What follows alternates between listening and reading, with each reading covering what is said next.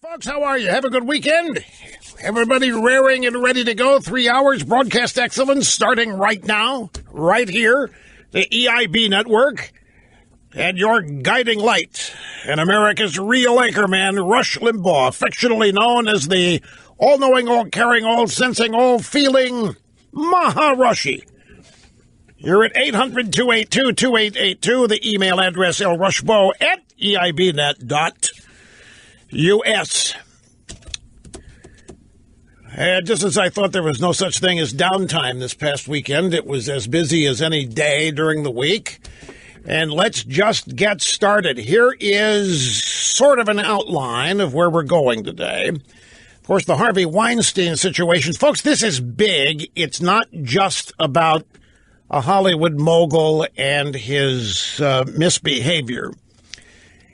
As is always the case, it's a teachable moment, and it is filled with life lessons for people about liberalism. And I'm going to tell you where all of this really began. It all began in 1969 at Chappaquiddick, when Ted Kennedy was allowed to get away with manslaughter at all costs.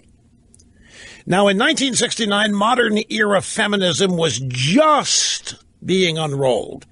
And at the time this happened, it really wasn't established yet. It had some high school girls excited and all at Twitter, but that was about it. The real mad dash to the militant era of feminism didn't really get going until 1970. But the Democrat Party, the Kennedy family, going out of their way at all costs to defend Senator Kennedy set the stage for the Democrat Party's glaring hypocrisy. And then we move forward to Bill Clinton in the second term of his presidency with the Monica Lewinsky episode. And once again, after the full era of militant feminism in the modern era had become entrenched into our society, the Democrat Party, defending Bill Clinton at all costs, led by his wife, Hillary Rodham Clinton, is what gave us the ongoing behavior of major prominent Democrats up to and including Harvey Weinstein. Ted Kennedy, you might say, made it all possible. Bill Clinton came along and put an exclamation point behind Ted Kennedy. And now, even with Harvey Weinstein, look at what he thinks he has to do to save himself. Come out as an even more strident leftist. Promise to take out Wayne LaPierre. Promise to take out Trump. Endow $5 million worth of charity work for women's issues and so forth. And it's that simple to buy off the left. In this case, however, time will tell if that will be successful. Weinstein's now been fired from the company he co-founded. But the details of this story and the elements of it as it continues to unfold are once again a gigantic teachable moment. You know what else they are? They're a giant see, I told you so. 25, 30 years of see, I told you so. But I'm telling you, folks, do not discount this. The Democrat Party and the media going out of its way at all costs to defend Bill Clinton sends a signal to every other Democrat heavyweight predator. It sent a signal to virtually every powerful individual on the left that they were not going to be held to account, that excuses would be made and tolerances would be expanded if they remained devoted to the cause or causes. Now, Harvey Weinstein's situation, look at what everybody's saying. Well, how everybody knew. Everybody knew for all these years. We've now learned that the New York Times had a story ready to go in 2004 by Sharon Waxman that was going to detail all of this up to 2004. The New York Times killed it.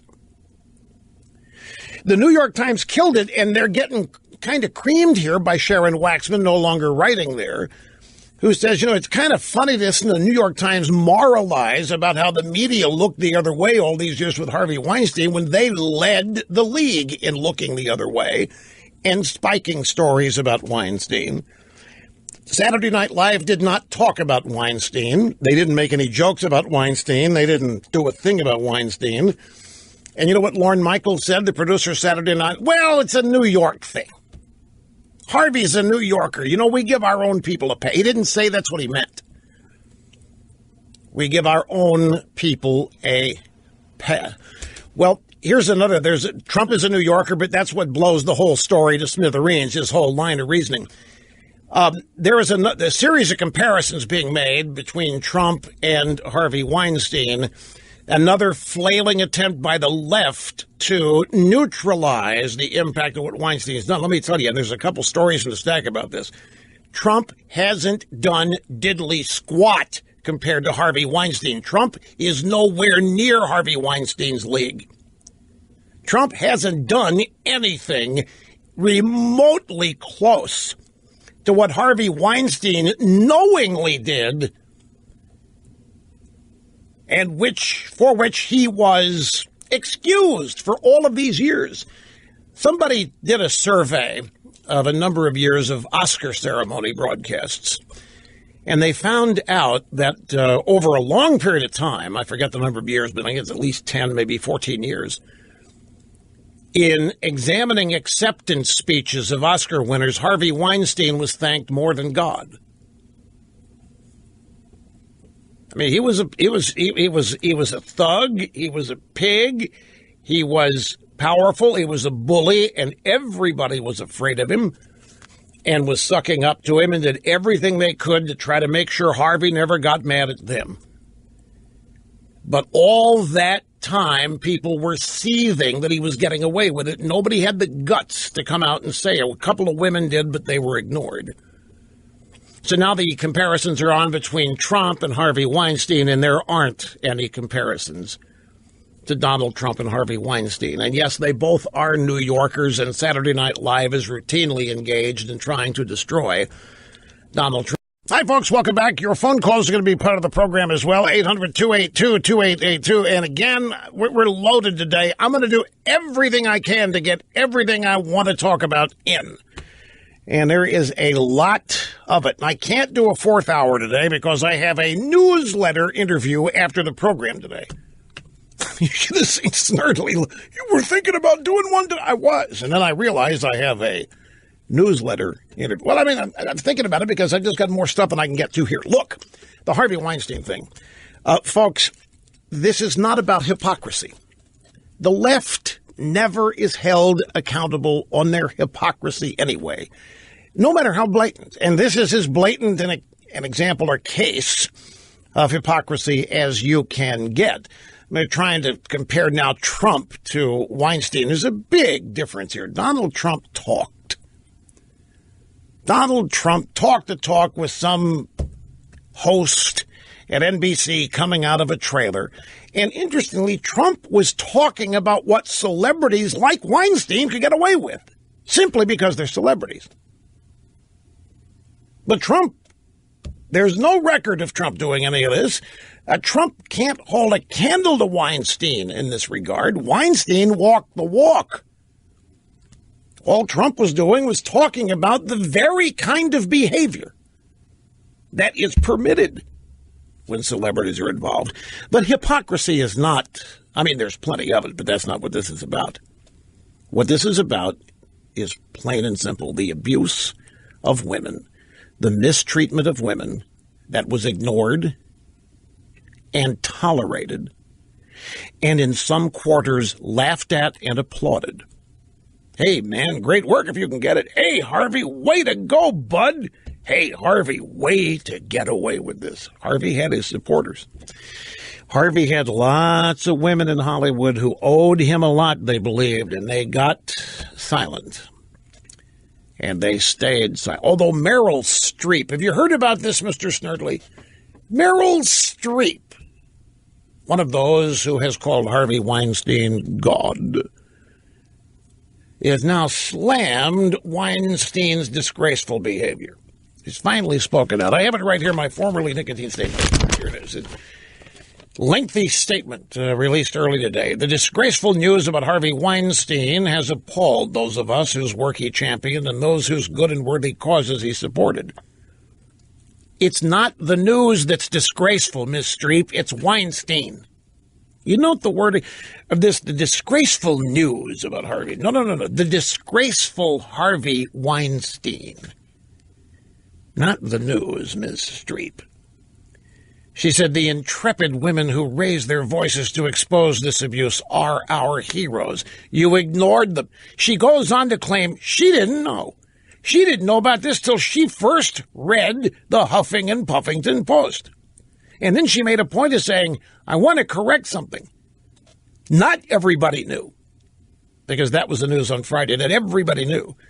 She says, no, not everybody knew. Well, we'll give her that if that's what she wants to say. But it's awfully hard to believe. But, folks, this isn't about hypocrisy. This is about the ongoing abuse, serial abuse of women by a prominent Democrat Party fundraiser, bundler, and donor. A very, very powerful person within the Democrat Party, and they knew. And they willingly looked the other way. They willingly went after everybody else that they thought had anything like this going on in their lives. You can name the names, Bill O'Reilly, Roger Ailes, you name it. And these people cannot hold a candle to Harvey Weinstein. And you look at the efforts to destroy them compared to the Democrat Party's overwhelming and Hollywood's overwhelming talent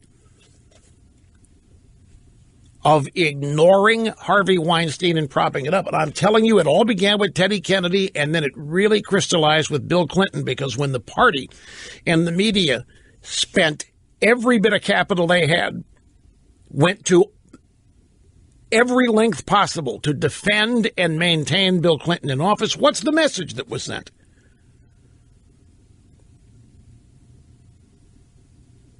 I'll tell you, folks, here's the thing to learn about this. The left doesn't care about people. The left cares about power. They don't care about people.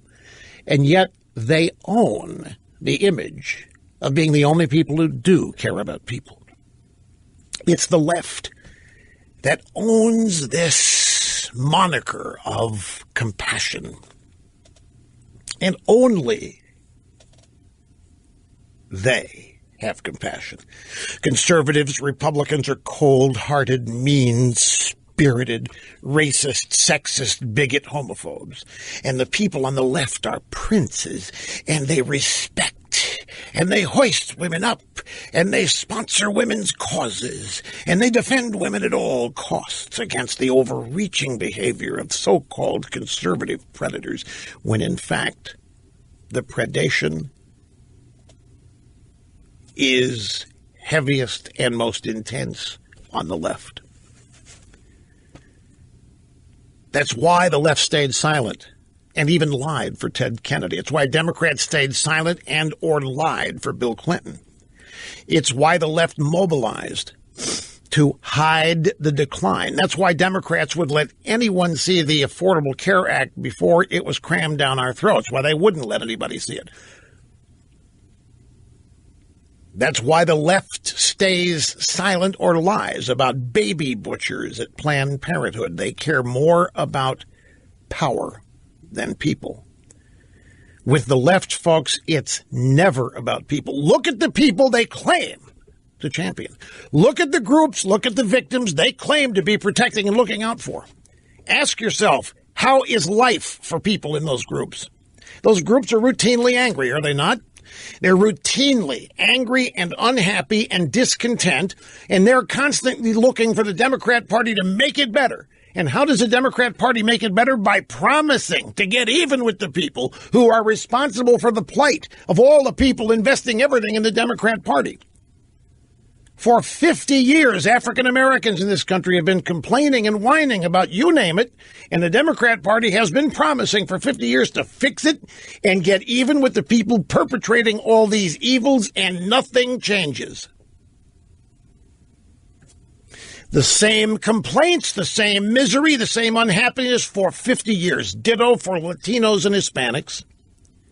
And what would you say about women now who are investing in the Democrat Party, thinking it's the Democrat Party that looks out for them, the Democrat Party that's going to protect them from these evil conservative Republicans who are out there just waiting to mistreat them and be misogynists and racists and sexists and male chauvinist pigs? It is the Democrat Party. And they're momentarily sorry when they get caught for a few days. Like Bill Clinton told Juanita Broaddrick, put some ice on it. Her split lip after her encounter with him. So no, folks, they don't care about people. They care about power. Harvey Weinstein's unintentional war on hypocrisy. Harvey Weinstein is a metaphor for the entire Democrat Party. Over the past few decades, I think a lot of people have become numb to the left's numerous and storied hypocrisies because they're never held accountable. Hypocrisy never sticks to the left. It's like they have Teflon against it. But every now and then something happens to illuminate the real message of the Democrat Party and the American left. Harvey Weinstein's implosion is a light shining brightly on just who and just what the American left is. To preserve Hollywood's casting couch and other vehicles for Democrats' serial sexual harassments or worse, liberals hijacked feminism to serve as cover. And I really believe this. I think the Democrat Party and liberals hijacked feminism as cover for their own behavior. And it worked like a champ. Ask Bill Clinton. It worked like a champ. Ask Harvey Weinstein, until something happened and he lost his power in Hollywood, which is probably due to losing money.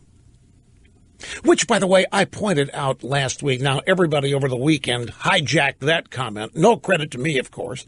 And they're being praised as brilliant to have figured out why now, even though you knew about it before all of them weighed in. But let's just look from Ted Kennedy to Bill Clinton to Woody Allen, Bill Cosby to Harvey Weinstein, Anthony Weiner to Elliot Spitzer. They all exploited women without consequence because they were card-carrying members of the liberal establishment, which includes the media and Hollywood and Washington. Not only are prominent Democrats guilty of egregious hypocrisy when it comes to feminism, they are equally guilty when it comes to environmentalism. Leftists denounce carbon footprints. They denounce the overabundant use of CO2. They routinely shame people for their lifestyles, and yet produce volcano-sized carbon footprints themselves. On practically every seminal issue, the Democrats mandate, the left mandates a certain behavior for everybody but themselves. They are always exempted from the punitive policies that they want imposed on everybody else. They claim the sea levels are rising. They're apoplectic in public, crying about rising oceans. They shrewdly buy up beachfront property when the cameras aren't looking. They live in the very places they claim are going to be underwater in a number of years. They know the sky isn't falling, and they know the oceans aren't rising. Liberalism is a con game. They have no intention of using the same healthcare system they devised for everybody else. They do everything they can to make sure no law affects them. Affordable healthcare is the kind of stuff they give us. It's neither healthcare nor affordable. It's a sop to their donors. And it turns out they're bullies.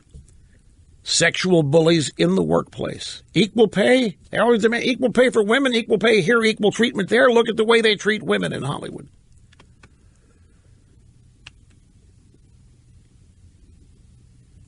Equal pay at the Obama White House, that was a joke. Equal play at the Clinton Crime Family Foundation. We find out that there is no equality in any of these institutions that the left run. There's no equality and there's no safety. Look at Chicago, look at Detroit, look at the places they run. It's a giant con game that liberalism has going. Harvey Weinstein now becomes a metaphor. He's Ted Kennedy. He's Leonardo DiCaprio. He's Bill and Hillary Clinton. He's Bill Cosby. He's the Obamas. He's Elliot Spitzer. Anyway, that's that. But there are other interesting details in this story, which we'll get to. But we'll move on to other things when we get back, folks, because we got to get it all in here. Hang on. By the way, I don't know who else has said this, but I want to go on record right now and say Harvey Weinstein's career is not over. Oh, no, they'll find a way to bring him back in the fold. You watch. Brian Williams still on the air at NBC, is he not? And doesn't matter. Doesn't matter. Mark my words. You'll see. Oh, one thing about you all looked shocked when I told you my opinion that Weinstein will be back at work before too long. This is something that I have learned. Our culture, there is the shame aspect of our culture has also been politicized. What used to, public behavior that was considered immoral or greatly lacking in virtue, really did doom you for the rest of your life. It was a badge or a reputation or image that stayed with you for a long time. But as the culture rotted away, and as it was continually attacked, and when it became politicized, and it's tough to pinpoint exactly when that was, then certain behaviors were allowed. And in fact, certain behaviors even became resume enhancements if you were of the right politics. Look at Bill Clinton. Look at Ted Kennedy. Not only did they survive within the Democrat Party, they were God 1 and God 2. And to this day, both remain heralded and highly thought of and role models for many on the left. Bill Clinton I'm sure he doesn't feel any shame. I'm sure Ted Kennedy never felt any shame for any of the things that equaled reprobate status or behavior. But you see, these same standards don't apply. If you're on the right, you will be ruined for behavior that doesn't even come close to, say, Bill Clinton or Harvey Weinstein or Ted Kennedy. You'll be ruined. And not only will you be ruined, your family name will be under assault for the rest of that generation's life. The left will not let up. I mean, even in every story about Harvey Weinstein, there are two names that you will not miss that are usually in the first two paragraphs, Roger Ailes and Bill O'Reilly. And they're both there as the first stage in neutralizing the impact of Weinstein and what he's done. And then will come the comparisons. Well, what have Harvey's contributions been? And they will be weighed and valued. And at some point, some women will come forward to say enough is enough. That Harvey and his wife have suffered enough. It's time to move on. No such thing will ever be said about Bill O'Reilly or Roger Ailes, or take your pick, of any other Republican or conservative. And these things, once virtue became politicized, it ceased to exist for the left. There's no requirement for virtue. Virtue is one of these things like morality. It's for fools. It's for idiots. You want to penalize yourself and not have any fun in life? Go right ahead, they say. But we're not playing. We're going to do what we want to do, and we're going to grease the skid so that we get away with it. And they do. You can look at the names of people who, in any sane world, would have their careers destroyed, lives destroyed reputationally or in reality, and they all come back and they all recover and they just keep going. Now, I mentioned the name Brian Williams. Started, yeah, but that was just lies. Weinstein's behavior doesn't matter what it is. What Brian Williams did, literally making up news, inventing himself as being in the news. When you stop and think of how seriously they take what they do, you couldn't have a greater violation of what. But Brian Williams is back on the air. And there were elements at NBC that did everything they could to save and protect him. Now, you contrast that to anybody in the news business on the right and how they summarily trying to destroy them just for what they think, not for even engaging in any behavior that might be considered improper or wrong. People are destroyed simply for what they believe and what they say if they're on the right.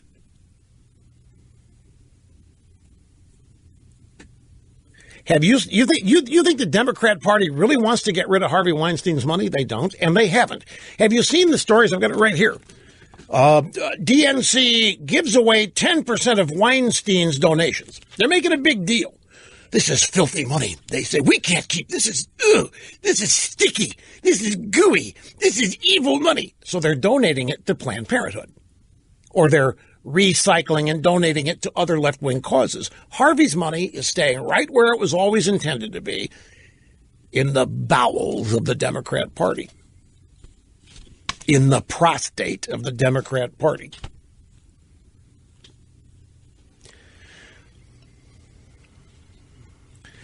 Have they elevated sexual arrest to the level of what? No, they're piling on because they're piling on to excuse themselves. They're piling on to give themselves the moral high ground, which will then permit them to keep engaging in that behavior. You don't think this is going to seriously change the left's behavior. I mean, you think they're all of a sudden going to start treating women fairly and equally and not abusing them in the cast? Do you think it's going to change? Hell no, none of that's going to change. Weinstein's going to pay the price for being the fall guy if somebody decided, you know what, somebody needs to take the fall here and buy us some time, what have you. There's a reason this happened. There's a reason it goes beyond Weinstein being out of money and being out of power, being out of whatever. There's a reason. We don't know what it is, but there's a reason why it happened. There's a reason why the New York Times, after sitting on this story since 2004, decided to run with it. They've been sitting on this story 13 years. And then last week they run with it. We don't know why. We're being told, well, he's out of money. That was my first guess. He's out of money, out of power, and so forth. There's another reason. Don't know what it is. Ask away. You can ask me anything you want, and every answer is going to be, where is Bill Clinton today? Every answer is going to be, where was Ted Kennedy before he died? Go ahead, ask the question. The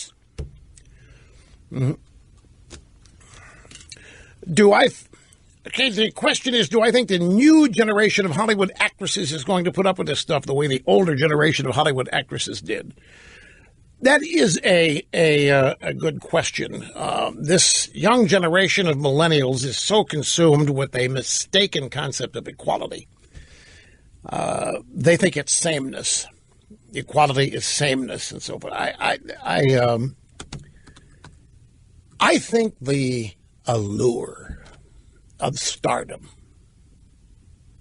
the allure of fame, as it's seen on Access Hollywood type shows.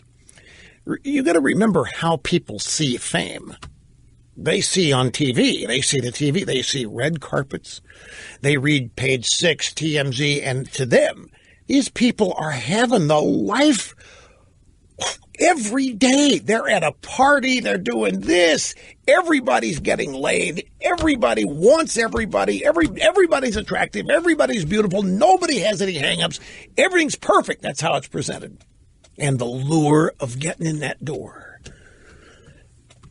I think whoever has the power to let people in and make them stars or whatever, that person, that group, that industry is always going to be able to pretty much have its way with people. And the lure, the allure, the desire for fame is at an all-time high. And the desire for fame for the sake of fame is at an all-time high. And in the Kardashians, people can see that it's possible. What do they do but besides have big butts? What do they do? What do they do? They're famous. They throw parties. They have fundraisers. They go to openings. They have a TV show, Living with the Kardashians or Dying with the Kardashians, whatever it is. Everybody wants to do that. The young, impressionable people. So the future, this generation, how they're going to react to it, it's a good question. At some point, there may be some that just refuse to play by these rules. But as far as Weinstein is concerned, you can see it. People on the left always survive this stuff. They just do. They name for me somebody who has been eternally shamed into invisibility, slinking away, living on a deserted island, doesn't want to be seen by anybody because the degree of shame is so high.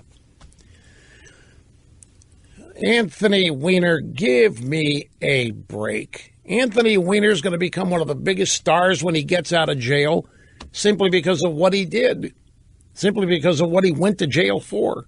Now, Weiner's a bit player, though. I mean, he never has been superstar status. But he's going to become, he's a curiosity. He's like an exhibit in the zoo. And he's always going to be the exhibit in the zoo. So, and I could just, you can look on the right side, on the political right side of the divide here, and you can see person after person after person who were destroyed forever. Look at Elliot Spitzer. Elliot Spitzer, the guy's back. After what he did, he's back. He's got fame, he's got fortune, he's got respect amongst peers on the left. Always works out. Now, there's a story to Fox Business Network here that the Weinstein Company is going to change the name of the company. And once they do that, they're thinking everything's fixed. Get Harvey's name off the company and we're reborn. We got a brand new life. Nobody's going to know who we are, what we are. Nobody's going to associate Harvey with us, except Harvey always will. When Harvey tries to come back, it's going to be the Weinstein Up Yours Company, or whatever he decides to call it. And the Democrat Party will welcome him back because he will have done the requisite things. You have to, public visits to therapy, public visits here, public groveling, public this, and penance. And Harvey will be allowed to have learned from his mistakes. He will be welcomed back as a new man. He'll shave, no longer that scruffy beard, maybe lose the beer gut, be a brand new guy, and they'll be singing his praises, and you'll be hearing nothing about the great movies he produced and what a shame it would have been if we'd lost Harvey forever. I can almost make book on this. But while this is going, my whole point is this is another teachable moment. This is an opportunity for people to learn who and what the left really is. Just like this stuff happening in the NFL is a great opportunity for people to learn who and what the left really is and how they will politicize everything in your life if you let them and take the enjoyment out of everything in your life that you do enjoy. If you let them, that's what will happen. So those are the teachable moments here. Do you remember how they mocked Mike Pence when he said that he has a rule that he does not go to dinner with a woman without his wife, that he does not have lunch with a woman alone who is not his wife and with his wife not there? Remember how he was laughed at and mocked, the mainstream media making fun of that and talking about how old-fashioned and so out of touch, and they even said that it was anti-female. They accused Pence of, I forget the term, it wasn't anti-feminist, but they said he was being unfair to women by saying he couldn't go to lunch with a woman who was not his wife, alone, or dinner, or even take a meeting. He couldn't do it. They said that the fact that he doesn't trust women, that should tell you everything you need to know about Mike Pence. Now, you compare that to what we're learning about the great and the brave and the courageous donor, Harvey Weinstein. And this is my point about virtue. Virtue, real morality is now mocked, it is satirized, and it's even attacked. In the case of Pence, he was accused of making it impossible for women who worked with him to advance by suggesting they could not be trusted. And that's not what he was saying.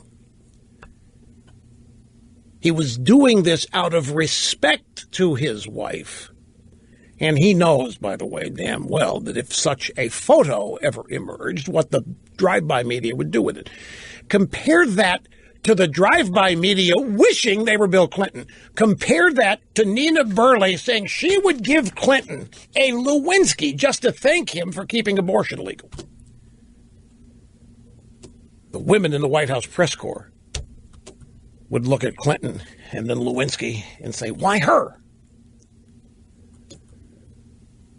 What about me? I didn't say they said that, but by virtue of their behavior, Clinton was treated as a conquering hero, folks, and Mike Pence treated as a joke. So, Snerdley, you just asked me a question. What with the young women of Hollywood no longer put up with Weinstein kind of behavior? Well, I thought I would check into that. And lo and behold, we have it's a 2010 story, and it's from, Pajiba.com, but it's a Hollywood-oriented site. The current new actresses have already folded to Harvey and the Harveys in their world. Now, just stick with me on this, and we're going to get to the phones here right after this. Quote from this 2010 article on Harvey. The Harvey Girls, capital H, capital G, the Harvey Girls are easily spotted. They're all very pretty. They're often in a rather generic sense. Their instant fame and the push behind them comes seemingly out of nowhere and without any justification in terms of resume or skills. So what did I just say? What did I just say about the push for fame and how a guy who can make it happen can do anything? Most obviously, at least as of 2007, so this is 7 years ago, they are clothed exclusively in Marchesa on the red carpet. Marchesa is the clothing line of Harvey's wife. I was asked earlier today if I thought Harvey's wife would tire of all this and split the scene, and I choked on my cookie. I said, I try not to comment on other people's marriages. I mean, no two marriages are the same, so it's risky. But I said to the person asking, there is no way. Why? And I said, well, nobody would know who she is if it weren't for Harvey, including she knows that. So Harvey gets every one of the Harvey Girls to wear her clothing line. Georgina Chapman's her name. She's got a clothing line called Marchesa. And all of Harvey's Girls were clothed exclusively in Marchesa on the red carpet and in runway shows. So if you're wondering why Harvey Weinstein seems only interested in actresses who dress like fairy princesses from Planet Sugar Plum, it's his wife's fault. So says this story. But most telling, if you're looking at, is the want. These girls, each of them has the look of desperation, of need. They will be famous, they will be stars, and Harvey can make it happen. And so we're talking here about Amy Adams. This is what the story says. Jennifer Lawrence, Gwyneth Paltrow, Blake Lively, Uma Thurman. Some of them are not in your millennial. Some of them still are. But it makes the point that I say, never, ever discount the lure of fame. There's a reason why there's a term called a star maker. You and I have known one. Star makers, I don't want to get too inside baseball, but human nature is human nature. And fame, particularly today in the social media age, it has never been a more desired status. And back to the phones we go. It's going to be our second call of the day. Nancy, Northville, Michigan. Great to have you. How are you doing? Good. Thank you very much. But first of all, I'd like to say to my family or friends that are listening and are driving, pull off to the side of the road, because the last time my daughter almost got in an accident when she heard my voice on the radio. Well, we can't have that. Nothing bad ever happens when this program's on, so that we can't have that. Well, I called and because I was reminded of when David Letterman's indiscretions were revealed, the hypocrisy of the media and women specifically, because when he came back after a short vacation, he not only was welcomed, but he got a standing ovation, and I'm sure at least half of that audience were women. And so how do you explain that? Stupidity. I was appalled, and I've never watched him since, he's not on now. No, there's reason beyond stupidity for this. I mean, I remember the episode. He didn't reveal it. Somebody ratted him out, and it ended up being very public. And he was cheating on somebody, cheating his wife, cheating with this, that, kids involved, all just, typical reprobate behavior. He's the guy, by the way, who was selected to introduce and honor Peyton Manning yesterday as his statue was unveiled before the game in Indianapolis, because Letterman is from Indianapolis, so he was given that high honor. Right. Well, there's no shame. There's no. I'll tell you. I'll answer the question because time is dwindling. He was applauded because he survived it. He was applauded because CBS didn't do anything to him about it. He did not suffer any punishment, and he was appropriately. Letterman has down pat how to act. Embarrassed and humble and caught and dumb and stupid and all that. And he prostrated himself. Oh, he's so sad. He's so sad. He's such a funny guy. We love this hero worship. That's what it was. Rush Limbaugh serving humanity simply by my presence on the scene. Let me ask you a question. Do you think that HBO will ever make a movie about Harvey Weinstein the way they did about Anita Hill and Clarence Thomas? Remember, HBO did a movie on Clarence Thomas and Anita Hill just 18 months ago, 2 years ago. You know why they did it?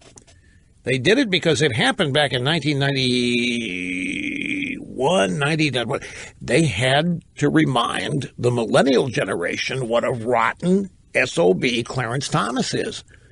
They weren't born or paying attention when that happened. So they did a movie to tell everybody today who wasn't born yet what a serial abuser Clarence Thomas was and how virtuous Anita Hill was. Now, do you think that HBO in 25 years will do a movie highlighting what a reprobate pig Harvey Weinstein was, so that the new generation of Hollywood moguls will remember or know? No way, Jose.